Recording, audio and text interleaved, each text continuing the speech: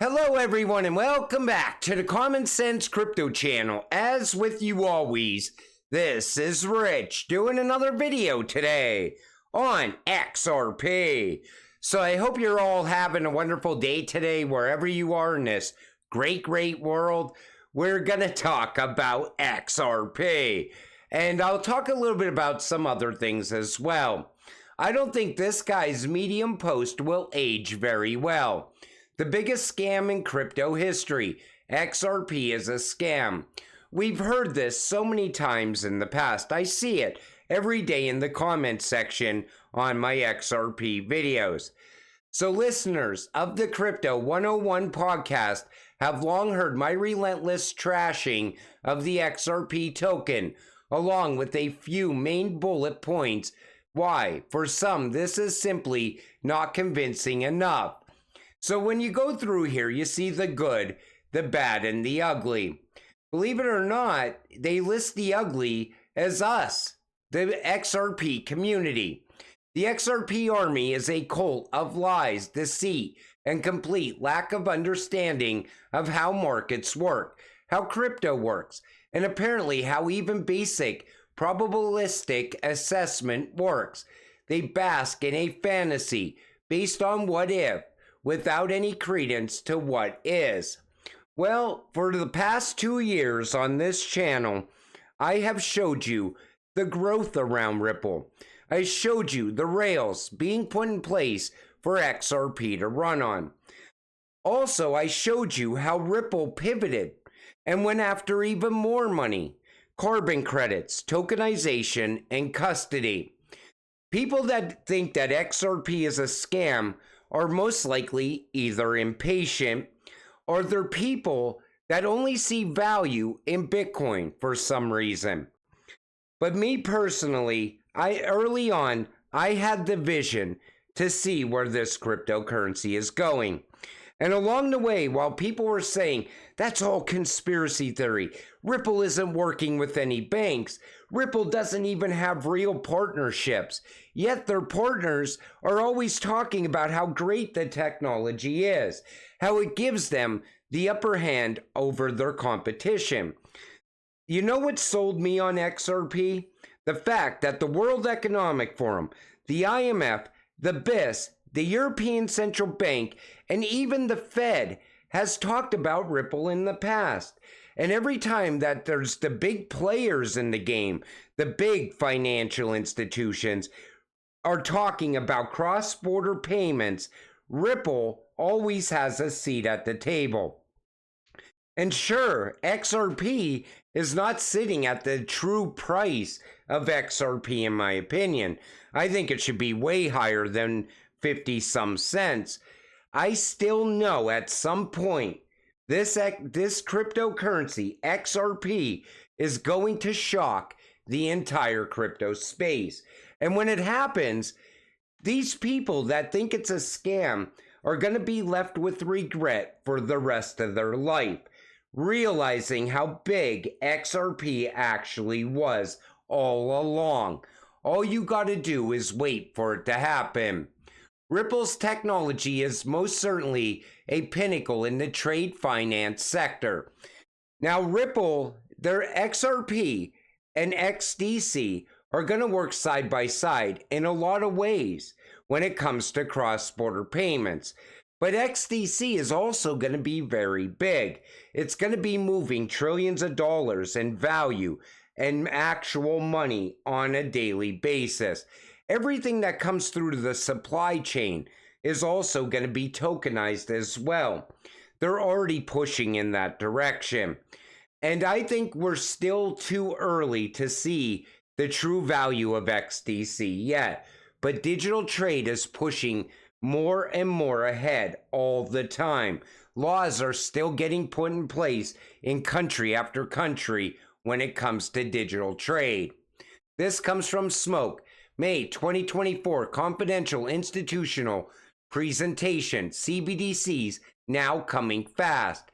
Almost half of the world's populations will experience the benefits of digital money this year. Pilots moving to launches in 2024. People said this was years away as well. People said you won't see a CBDC until after 2030. Yet countries are already ready to go live this year. What I'm showing you is the fact that everything that people says is bullshit is actually now becoming fact. Myths versus facts. Fit for the 21st Century Act. I meant to mention this in that previous video. Myth: all digital assets other than Bitcoin are securities and should be regulated by the SEC.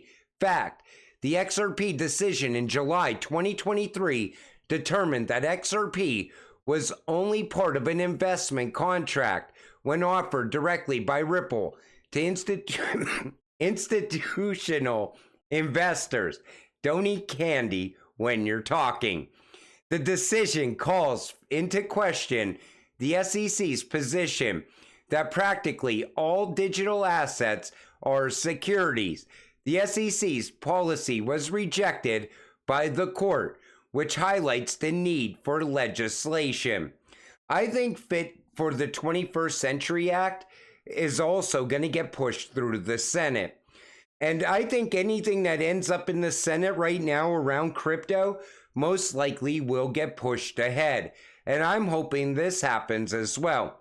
But that XRP decision, we got clarity for XRP, but that was huge because now it made them all start to look at this space. It started to make them realize that somebody has to step in and do something before it's too late. We have crypto hubs opening up in other countries all around the world right now. And the US, in my opinion, is lagging behind. European Digital Identify Wallet is coming. I don't like the idea of these digital IDs, but this is what the EU is promising.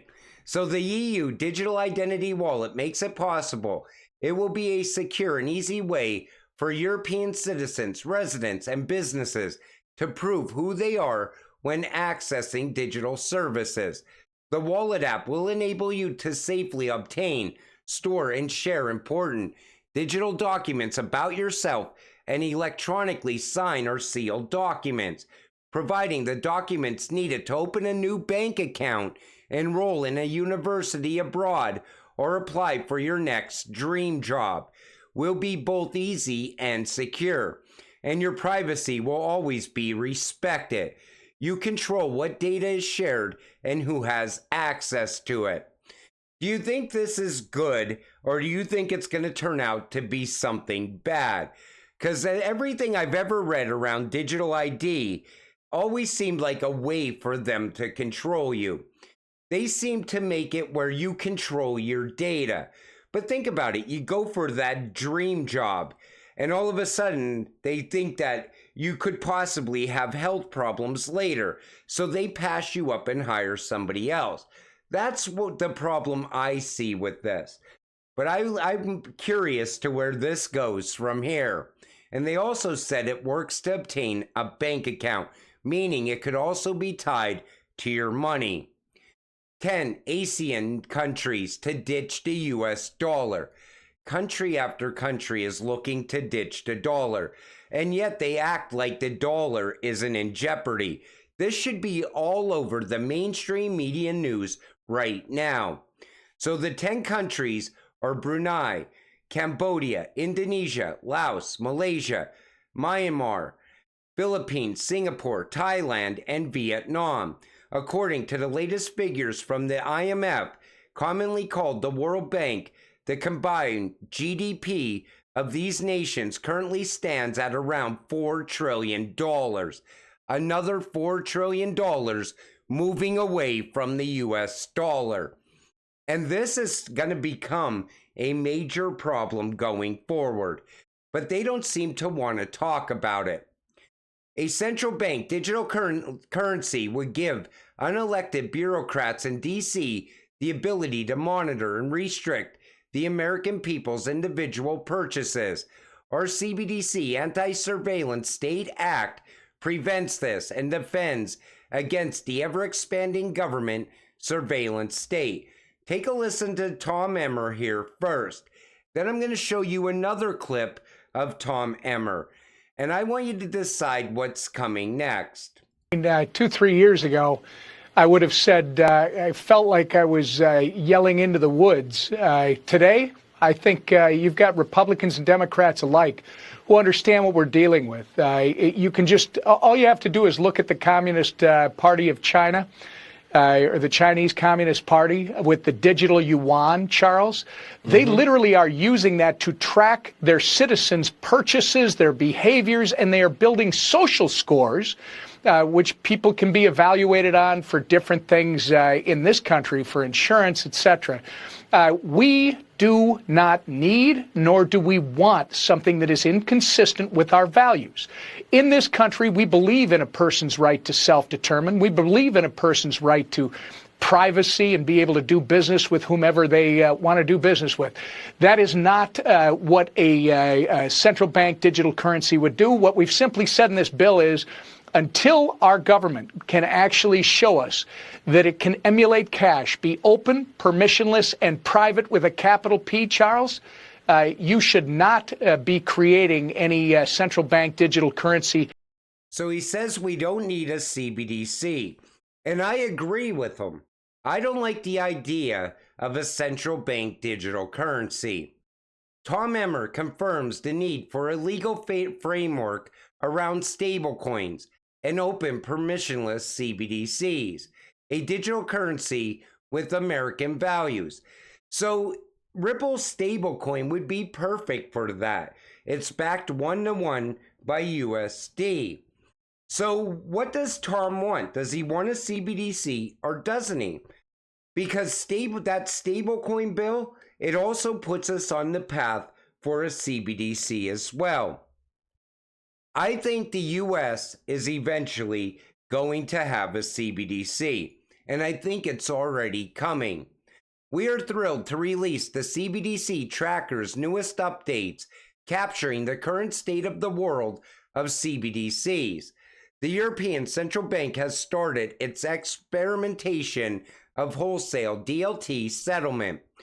The US Federal Reserve Board published a paper that examines the financial stability risk associated with CBDC. The Reserve Bank of India plans to broaden its user segment by enabling non-bank payment systems operators to offer CBDC wallets. Reserve Bank of Australia suggests that the average consumer attaches no value to the added safety of a CBDC in their latest report. Bank of China, Japan, published a progress report on its proof of concept work. Now, when every other country is going to have a CBDC, I think the US is also going to have a CBDC. How are they going to transact without one? The world is pushing into the digital age. Digital money, digital transactions, digital trade. So I think we have to push in this direction to stay competitive with the rest of the world. I don't like the idea of it, but I'm also one of those people that I see the reality of it, and I know that they are going to push in this direction. They will tell you whatever you want to hear, but you will get what you don't want to hear, especially in an election year. Right now, all the pushback is going to be on CBDCs, but the general public doesn't understand that all a CBDC is a stablecoin issued by the US government. Then there's Elon Musk's vision of universal high income, a new paradigm for the American economy. It doesn't matter if it's basic income or high income, because even if they're going to give you a lot of money, that money is going to expire over a period of time. And this isn't just going to be in the United States. This is going to be everywhere. They act like this is going to be a US thing. So Elon Musk says there will be universal high income, not basic. There will be universal high income in a positive AI future. No scarcity except that which we define to be scarce. In that scenario, everyone can have whatever goods and services they want.